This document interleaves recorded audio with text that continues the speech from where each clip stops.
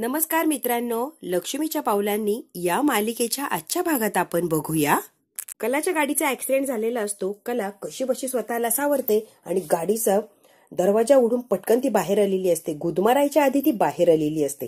ड्रायव्हरला मात्र जबर असं लागलेलं असतं, त्यामुळे तो जागेवर बेशुद्ध झालेला असतो. ड्रायव्हरही स्वतःला सावरतो आणि कला बाहेर आली हे कळाल्यावर धडपडत तो बाहेर येण्याचा प्रयत्न करतो. त्याला इतकं जोरात लागलेलं असतं की कलाच्या मागे पळावं हे त्याला पटकन सुचतच नाही. डोक्याला मार लागल्यामुळे डोकं पकडून बसलेलं असतो. तोपर्यंत कला काय तिथून पळालेली असते. तरीही तो स्वतःला सावरतो आणि कलाचा पाठलाग करण्याचा प्रयत्न करत असतो. इकडे आता सोहमला सारखा त्या कंपनीतून फोन येत असतो आणि सोहम रागाने तो फोन कट करत असतो. तरीही ते लोक सारखा फोन करतच असतात. सोहम आता फोन जरा बाजूला ठेवतो. तेवढ्यात काही ती अनामिका आलेली असते. अनामिका बघते आणि फोन कोणाचा आहे हे जरा एक नजर मारून तिच्या लक्षात येतं. फोन परत वाजायला लागतो. ती पटकन फोन उचलते. काय हो, फोन उचलत नाहीये म्हणजे तुमच्याशी बोलायचं नाहीये, कॉन्टॅक्ट ठेवायचं नाहीये, कळत नाहीये तुम्हाला? तरीही तुम्ही सारखा फोन लावताय. बेसिक मॅनर्स नाहीये का? कुणीतरी फोन कट करते किंवा उचलत नाही म्हणजे इग्नोर केल्यामुळे त्याला यायचं नाहीये किंवा त्याला आपल्याशी काही कॉन्टॅक्ट करायचं नाही एवढं साधं कळत नाहीये का?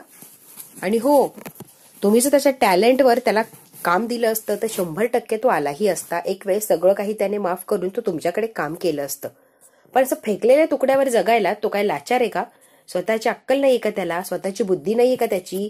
आणि कुणाच्याही फेकलेल्या तुकड्यावर जगायला तो कोण आहे? अद्विक चांदेकरचा भाऊ आहे, त्याच्यासारखाच असणार ना. त्यामुळे तो अद्विक चांदेकरने केलेल्या शिफारशीवर काम करणार नाही.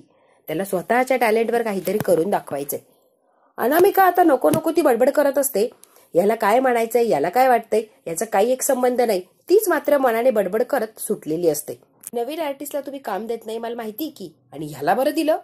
अद्विक दादाने भरीस पाडलं म्हणून मला माहिती की तुम्हाला टॅलेंट बिलेंट काही कळालं नाही. फक्त अद्विक दादाने शब्द टाकलाय ना, मग त्याचा शब्द पाळायचा म्हणून सोहमला काम दिलं. बरोबर आहे ना हो? आता हे सगळं काही मुद्दाम बोलत असते आणि सोहमही ऐकत असतो. अजून काय अद्विक विषयी त्याच्या डोक्यात राग निर्माण व्हावा मुद्दाम अनामिका मोठ्याने बोलत असते. त्याला दर्जा नसेल, त्याला कामही करायचं नाही, तेव्हा अगदी बिनकामाचा तसंच बसून राहणार मांडी घालून. पण त्याला असं फेकलेल्या तुकड्यावर जगायचं नाही. कळलं तुम्ही? कुणालाही काम द्या, कुणाकडूनही काम करून घ्या. फोन बंद करा, काही गरज नाहीये. इतकी ॲटिट्यूड मध्ये बोललेली असते. हिच्या मनासारखं झालेलं असतं आणि शायनिंगही मारून झालेली असते. दोन्हीही कामं झालेली असतात अनामिकाचे एकाच फोनमधून. सोहमच्या डोक्यात अद्विक विषयी अजून राग भरलेला असतो आणि त्या माणसांना काम करणार नाही असंही सांगितलेलं असतं. म्हणजे एक तर याच्यातून कामही गेलेलं असतं आणि आता सोहमच्या डोक्यात अद्विक विषयीचा रागही दुप्पट झालेला असतो. सगळं काही झालेलं असतं बरोबर अनामिकाने ठरवलं तसं आणि अगदी तसंच. सोहम उठतो आणि म्हणतोय, फोन का उचलला आणि एवढा शहाणपणा का केला? तुझा आणि माझा काही एक संबंध नाहीये आणि मध्ये करू नको, अवघड डोक्यात जाऊ नको. अनामिका म्हणते, हो ना, तुझा बोर चेहरा माझ्या डोक्यात चालला होता ना म्हणून फोन उचलला. आणि कुठल्याही गोष्टींचं लोणचं घालत बसायची सवय नाहीये. जिथल्या तिथे तुकडा पाडायचा आणि विषय संपवायचा, एवढंच काय मला कळतं. लटकवत ठेवायची गोष्ट ही फक्त तूच करू शकतो. मला हे जमत नाही सोहम. एक मिनिट, कुणाला लटकवत ठेवलंय? मी कुणाला लटकवत ठेवलंय सांगच. मला तोंड उघडायला लावू नको. नाही, तोंड उघडच. आणि आज काय आहे ना, सोक्ष लावच. बोल अनामिका, कुणाला लटकवत ठेवलंय मी? मला आणि काजलला दोघींनाही लटकवत ठेवलंय तुझ्या आशेवर. ना ती ना मी, कोणीच नाही. दोघीही लटकतोय आणि तुझ्या आशेसाठी झुलतोय. ऍक्च्युली सोहम, तुझं काही चुकत नाहीये. दारूच्या नशेत काय म्हटला? अत्ती लाड अगदी परफेक्ट शब्द होता. लहानपणापासून या घरातल्यांनी शेंडीफळ म्हणून असा काय डोक्यावर ठेवलाय, असा काय डोक्यावर बसवलाय आणि इतकं काय लाड केलाय तुझा की तुला कशाचंच भान नाही किंवा जबाबदारी तर अजिबात नाही. परफेक्ट शब्द आहे. लाडावलेला मुलगा आहे तू. सोहम काय करणार? इतकं काही घरात, मग सोहमला कशाला जबाबदारी द्यायची? सोहमला कशाला काय कामं सांगायची? सोहम आयता बसून राहिला मांडी घालून. आत्तापर्यंत अगदी लग्न झालं तरी मांडी काही त्याने खोललीच नाही. होणार आहे सोहम? मांडी घालून गणपतीसारखा बसला आणि हातपाय हलवलेच नाही, काम काही केलंच नाही, जबाबदाऱ्या काही घेतल्याच नाही. का? तो सोहम लाडकाय. शेंडीफळे, अरे शेंडीफळा, लग्न झालंय, जबाबदारी घे. लोकांच्या जीवावर किती दिवस जगणार आहेस आणि फेकलेल्या तुकड्यावर किती दिवस जगणार आहे रे? लाज वाटत नाही तुला? अनामिका नको ते मुद्दाम या सोहमला बोलत असते आणि भांडणं अशी उकरून काढत असते. जोरात असं म्हणतो, जस्ट शट अप. तितक्याच जोरात ती म्हणते, गप्प बस, आणि हात असा माघारी फेकते त्याचा. इकडे मात्र बिचारा अद्विक अजूनही आपल्या कलाची वाट बघत असतो. पण त्याला काय माहिती कलाची काय अवस्था झालीये, त्या ड्रायव्हरने किती त्रास दिलाय. आणि कुठल्या परिस्थितीतून आता धावत पळत ती अद्विककडे यायला निघालीये. इकडे अद्विक वाट बघत असतो. समोरून धावत पळत कला येताना त्याला दिसते. पटकन तो गाडीकडे तोंड करून उभा राहतो. ही येते. भरायणारे चांदेकर तू हा पंप घे, आपण पटकन दवाखान्यात जाऊया. पंप हातात घेतो आणि अद्विक आता हसायला लागलेला असतो. अगं कला, मला काही झालेलं नाहीये. काय रे असे नाटकं करतो? किती घाबरले आणि किती धावपळ करत आलीये माझं मला माहिती. हो मारू नकोस, एवढी काय चिडचिड करतीयस? माझ्या प्रेमासाठीच आली ना पळत. फिट्टम फॅट झाली. तुझ्या घरी सुद्धा मला अशीच नाटकं करून बोलवलं होतं लाईट गेले म्हणून. तेव्हा माझी किती धावपळ झाली होती. तिथे येऊन बघतो तो काहीच नाही. आणि आता मी केलं तेच फिट्टम फाट. चांदेकर तू येणं सुधारणार नाही. लाईट जाणं हे नॉर्मल कारण सांगितलं होतं आणि अस्थमाचा अटॅक येणं यानं मला अटॅक आला असता. एवढं सुद्धा त्याला फरक कळत नाही का रे? नॉर्मल गोष्टी आणि अननॉर्मल गोष्टी कशाचा तरी कधी विचार करत जा रे. सगळं तुझ्या सोयीने कसं करतो तू? काय घाबरले आणि काय अवस्था झाली ना माझी मला माहिती. आता कला बरोबर असा काय कचा कचा कचा हा अद्विक भांडत असतो. त्याला स्टॅच्यू करून गाडीच्या डिक्कीपर्यंत आणलेलं असतं आणि आता डिक्की ओपन करते. मी ते स्टॅच्यू दिलाय. Open, statue open. काय याच्यात? अगं ओपन तर कर. राग भांडता भांडता इकडे बघून ती डिक्की ओपन करते आणि जेव्हा ओपन करते तेव्हा अशी काय त्याने गाडी सजवलेली असते. असं काय सुंदर सरप्राईज दिलेलं असतं की कला अगदी तोंडाला हात लावून आश्चर्यचकित होऊन सगळं काही बघायला लागलेली असते. अद्विकच्या आणि कलाच्या चेहऱ्यावर जो आनंद आहे तो खरंच बघण्यासारखा असतो. वाढदिवसाच्या शुभेच्छा खरे, हॅपी बर्थडे खरे, इतका आनंद झालेला असतो अद्विकला तिला सरप्राईज देऊन आणि तिच्या चेहऱ्यावरचा आनंद बघून अजूनच त्याचा आनंद वाढलेला असतो. त्या आनंदाने अगदी घट्ट अशी मिठी मारते आणि थँक्यू सो मच चांदेकर, किती गोड रे तू. म्हटलं चांदेकर तू विसरलास. खरंच थँक्यू, खूप खूप आनंद झालाय मला. इकडे आता अनामिका आणि सोहमचे असे काय भांडण लागलेले असतात की बस. अनामिका म्हणते माझ्या हातात असताना एका मिनिटात असा स्वतःसारखा सरळ केला असता. लाडलेला आणि वाया गेलेला एक नंबरचा मुलगा आहेस तू. शेंडीफळ वगैरे नाही, वायाला गेलेला मुलगा आहे, मान्य कर. खरं ऐकण्याची सवय नाही का रे तुला? काही बोललं की मुळू रडायला लागतो. हे शांबळू आणि असे शांत वागणारे मुलं आहे ना, त्यांच्याच पद्धतीने सरळ करायला पाहिजे, नाहीतर सगळे काही त्वयसारखे होणार. लाडलेले आणि वायाला गेलेले एक नंबरचे. दादाने शिफारस केली म्हणून जरी काम मिळालं तरी टॅलेंटने पूर्ण केलंय, यात काही खोट नाही. या टॅलेंटवरच काम केलंय मी आणि टॅलेंटमुळेच इतक्या लोकांना ते आवडलंय. टॅलेंट वा, काय डंका पिटतोय रे? टॅलेंट मधला टी तरी आहे का? सुरुवातीचं टी म्हणजे टॅलेंट. दुसरीतला मुलगा सुद्धा तुझ्यासारखी चित्र काढेल. एवढं काही जगावेगळी चित्र काढत नाही तू, कळालं? ऑसम वगैरे काही नाहीये त्यात. सोहम आता सगळी पेंटिंग आणतो आणि अनामिकाच्या समोर टाकतो. जमेन तुला? आणि इतकी टॅलेंट, इतकी सुपर कुणाला जमणार आहे का? ती मी काढतो. आहे माझ्या टॅलेंट, मी मान्य करतो. अनामिका म्हणजे तुझ्यात काही टॅलेंट नाहीये, उगाच नको फुगू रे तू. काही येत नाही तुला. दुसरीच्या मुलांचं सोड, तुला जमतं का? तू काढून दाखव. सारखी मला नावं ठेवते, कमीपणा दाखवते ना, तुला जमतं का? काढून दाखव. चल. तिला ओढत असतो. सोहम मला सोड. का सोडू तुला? जमणार ना तुला? मग ही काढायला टॅलेंट लागतं. तुझ्याकडे टॅलेंट नाही आणि दुसऱ्याकडे आहे, त्याला कमीपणा दाखवतेस. अनामिका वा, काय वागतीस ग तू? कधीतरी स्वतःच्या नवऱ्याचं कौतुक करायला शिक अनामिका. कधीतरी. सारखा अपमानच करते आणि घालून पाडून बोलते. एकदा तरी मनापासून कौतुक कर ग स्वतःच्या नवऱ्याचं. काजलचं नेहमी नाव घेते, तिच्यावरून भांडणं करते ना, तिला माझं कौतुक होतं, माझ्या कलेची जाणीव होती, माझ्या टॅलेंट तिने ओळखला होता, म्हणूनच ती प्रोत्साहन द्यायची मला. प्रत्येक पेंटिंगला ॲप्रिशिएट करायची, म्हणून मला प्रोत्साहन मिळायचं आणि अजून जोमाने मी काम करायचं. आणि मी कहते ओ रिअली इज इट. आता लक्षात आलंय आणि आता खरं बोलायला लागलाय पोपट. वा, काजल ॲप्रिशिएट करायची तुला. वा वा वा वा, खरंच सोहम मांडला तुला. लग्नाच्या बायकोसमोर एक्स गर्लफ्रेंडचं कौतुक करतोय, अक्कल आहे का सोहम? अनामिकाने आता शब्द उचललेला असतो आणि तिला हवं ती बरोबर थिणगी पाडून घेतलेली असते. याला एनकरेज केलेलं असतं, कलाबद्दलच बोलावं याने, आणि त्याने भावनेच्या भरात कलाबद्दलच कौतुक केलेलं असतं. आता मात्र थिणगी पडल्यावर अनामिका कसली सोडतीये? सोहमचा खिम्मा केल्याशिवाय ती काय सोडणार नसते. मोठा डोम झाल्याशिवाय ती काय आता वादळ बंद करणार नसते हे भांडणाचं. अनामिका मला काय म्हणायचं ऐकून घे, गैरसमज करू नको. वा वा वा, गैरसमज वगैरे काही नाही, अगदी परफेक्ट बोललाय रे तू. बायकांशी कसं बोलायचं, मॅनर्स नाही का रे तुला? लायकीच नाहीये तुझी. तू आता शांत बस. तुझी बायको म्हणून म्हणायची लाज वाटतीये मला, लाज. अनामिका शांत हो, अनामिका शांत हो. शांत तर मी होणारच नाही. आरशासमोर जाते आणि सगळं तोंड असं काळा करून घेते. अनामिका तू काय करतीये? तू शांत हो. अनामिका तू काय करतीये? शांत हो. खूप समजून सांगण्याचा प्रयत्न करतो. अनामिका तमाशा घालायचं काय बंद करत नाही. तो तिला घालायचा असतो आणि ती घालतेच. अगं अगं आता खाली गेलेली असते सगळ्यांना सांगायला सोहमनी काय केलंय, माझं तोंड अक्षरशः काळं केलंय. इकडे आता मस्त कला आनंदी असते आणि सगळं काही काय डेकोरेशन केलंय सगळं काही बघत असते ती. सगळं काही ती अगदी कौतुकाने बघत असते आणि अद्विक सुद्धा काय काय रोमॅन्टिक करू शकतो याचं तिला कौतुक लागतं. दिसतो कसा अद्विक आणि काय रोमॅन्टिक सगळं काही सजवलंय, खूप कौतुकाने बघत असते. आणि तिला बघत असतो अद्विक अगदी एकटक नजरही हटत नसते. त्याचं मन त्याच्या समोर येतं. वा वा वा वा, एकदा काय कलावर नजर गेली रे गेली, नजर काय हटत नाही. अगदी बुरशी येईल रे तुझ्या बघण्याला आणि त्या नजरेला. बुरशी आली की मरून जाशील. नको बुरशी येईपर्यंत नजर तिच्यावर ठेवू. हटवू जरा नजर. ए चल तिकडे, हट हट, चल निघ जा. आता चांदेकर काय करतोय हे कला बघत असते. हा कोणाला हट म्हणतोय, कोणाला जा म्हणतोय ती बारीक बघते, पण समोर कोणी दिसतच नसतं. हा मनाशीच बोलतोय का मला म्हणतोय हट जा. एका बुक्कीत मारे ना, इथून निघून जा. मला जायला सांगतोयस? नाही नाही नाही, तुला नाही ग, मग कुणाशी बोलतोय तू? डास किती डास वाढले, सध्या 7 आहे ना, मग डासांशीच बोलतोय मी.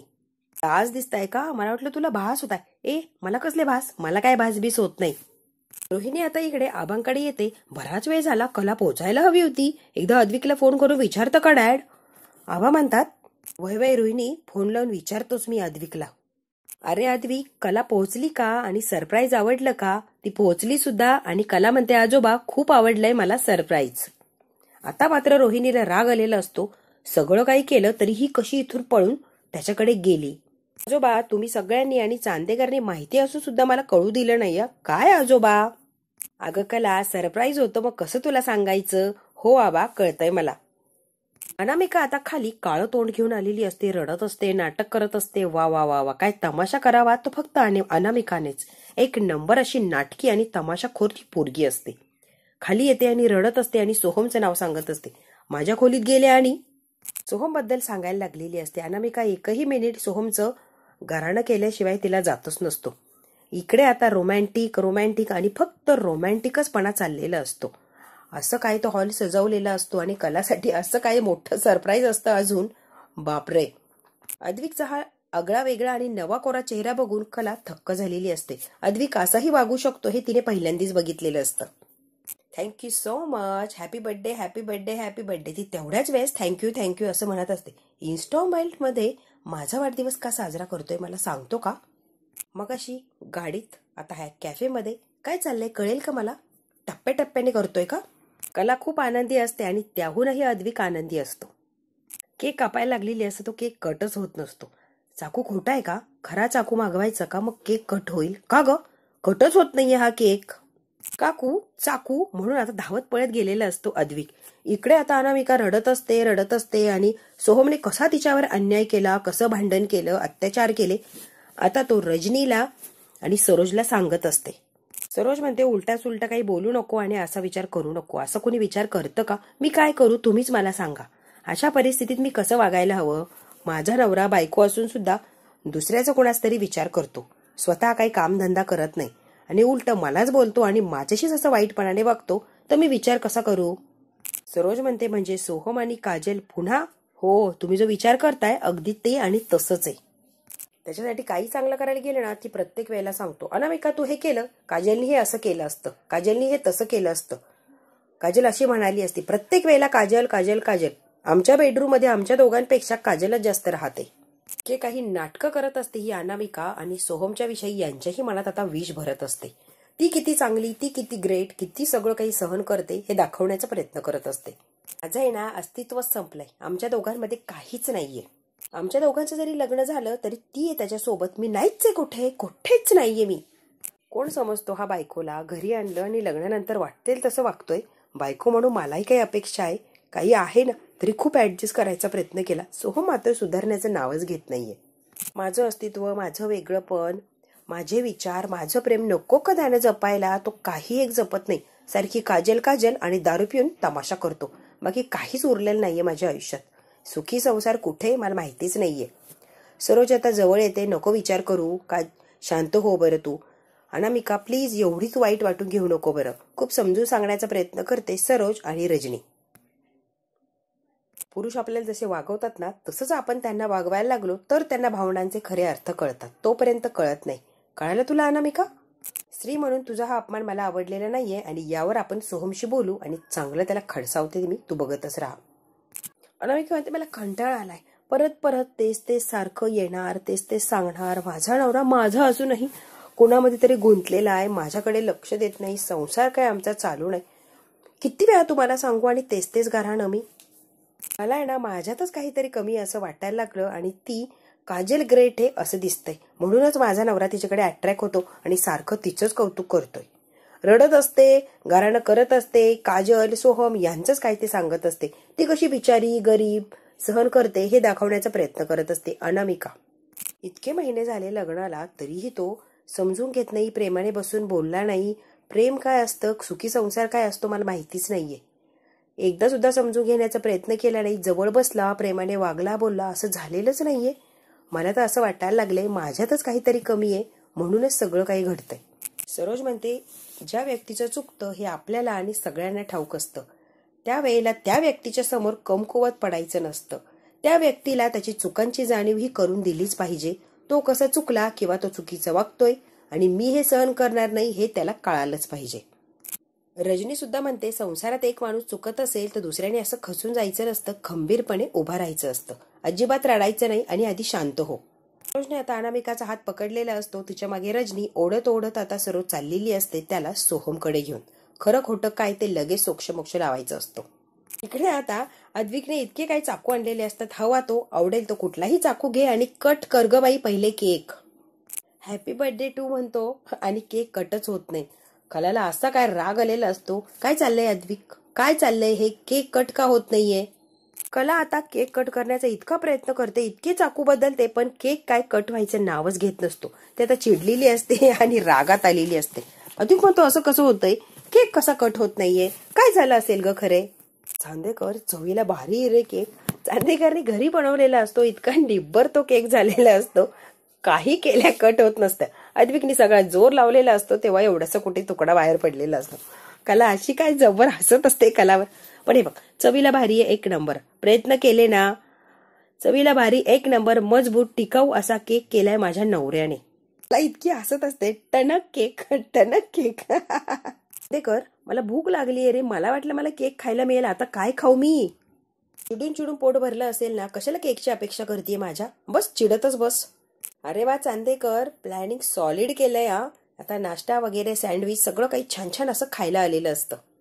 आता केक माघारी पाठवलेला असतो आणि जे खायला आलंय ते खाण्याचा प्रयत्न करतात आणि गप्पाही मारत असतात. खूप आनंद झालेला असतो कलाला, सगळं काही अद्विकने मायासाठी केलंय तेही इतकं स्पेशल. कला आता चांदेकरकडे एकटक बघत असते, इतकं गोड कोणी असतं का जगात. मला उगाच असं वाटायचं की चांदेकरला माझी काही पडलेलीच नाहीये, माझ्याबद्दल त्याला काही वाटतच नाही, त्याला काही देणं घेणंच नाही. उगाच नको नको ते विचार करायचे मी चांदेकरच्या बाबतीत. पण काय ना चांदेकर खूप गोड आहे, किती गोड आहे दिसतोच की, किती काय काय केलं माझ्यासाठी. चांदेकर खरंच तू सॉलिड आहे, ग्रेट आहेस रे, तू म्हणतोस ना अगदी तसाच आहे. द ग्रेट अद्विक चांदेकर आहेस रे. स्वतःहून किती कष्ट घेतले माझ्यासाठी, कॅफे सजवलं, काय काय केलंय माझ्यासाठी, खरंच गोड आहेस रे तू. हसते आणि कला म्हणते टणक का होईना पण केक घेऊन आला. खूप खुश आहे, इतकं गोड कोणी असतं का रे चांदेकर. एक टक त्याच्याकडे बघत असते आणि सगळे काही मनात हे विचार तिच्या चाललेले असते. तो हसतो आणि तिच्याकडे बघत असतो. आता एकमेकांकडे बघता बघता असाच काय वेळ घालवलेला असतो. खूप छान आणि व्यवस्थित अशी रोमॅन्टिक त्यांची आजची ही डेट गेलेली असते. मित्रांनो हा भाग इथे संपला. पुढच्या भागात काय होणार अगदी थोडक्यात आपण बघूया. अद्विकने तिच्यासाठी डिवोर्स पेपरवर सॉरी सॉरी सॉरी असं लिहिलेलं असतं. कला बघते आणि म्हणते डिवोर्स पेपरवर सॉरी, काय चांदेकर डिवोर्स पेपरवर कोणी सॉरी लिहितं का. हेच तुझं बर्थडे गिफ्ट आहे, तू मला सॉरी म्हणायला. हो द ग्रेट अद्विक चांदेकर कलाला सॉरी म्हणतोय तिच्या बर्थडेच्या दिवशी. आता बडबड करत असते, तिच्या तोंडाला हात लावतो आणि एकदम चुप, आवाजही आला पाहिजे नाही, एकदम गप्प बस. डिवोर्स पेपरवर सही केली असती तर बरं झालं असतं असं मी त्यावेळेला म्हटलो. हे म्हणून खरंच माझ्याकडून चूक झाली होती, त्याबद्दल मी सॉरी सॉरी सॉरी असं म्हणतोय. कला खरे तुला कळालं, एकदम चूप आणि काहीही बोलायचं नाही. माझ्याकडून चूक झाली त्याबद्दल मी सॉरी म्हणतोय आणि चूक माझी कबूल करतोय, तेही डिवोर्स पेपरवर लिहून. कळतंय का तुला, खरंच खूप मोठी चूक केली होती आणि ती चूक मी मान्य केलीये. कळतंय का, कला आता तोंडावरचा हात काढते आणि खूप जोरात अशी हसायला लागलेली असते, कारण इतकं प्रेमाने आणि इतकं खरं खरं अद्विकने सगळं काही कबूल केलेलं असतं. कलाला मात्र खूप आनंद झालेला असतो. अद्विकने सगळं काही एवढं प्रयत्न केलेले असतात तिला खुश करण्यासाठी, आणि सगळं काही छान छान असं डेकोरेशन, सजावट, केक, खूप सुंदर असा प्रयत्न केलेला असतो. सगळ्यात महत्वाचं, चांदेकरने तिला समोरून सॉरी म्हटलेलं असतं. आतापर्यंत कधीही तिला सॉरी म्हटलेला नसतो आणि डायरेक्ट तिला सॉरी म्हटल्यामुळे तिला खूपच आनंद झालेला असतो. आता बघूया हा त्यांचा आनंद किती वेळ टिकतो, की यामध्ये सुद्धा आता आनंदात विरजण घालायला रोहिणी अजून काहीतरी प्लॅन करणार आणि यांच्या आनंदामध्ये विरजण ती टाकणार. मित्रांनो, हे जर बघायचं असेल तर बघायला लागणार उद्याचा भाग. हा भाग इथेच संपतो. व्हिडिओ आवडल्यास लाईक, शेअर, सबस्क्राईब नक्की करा. धन्यवाद.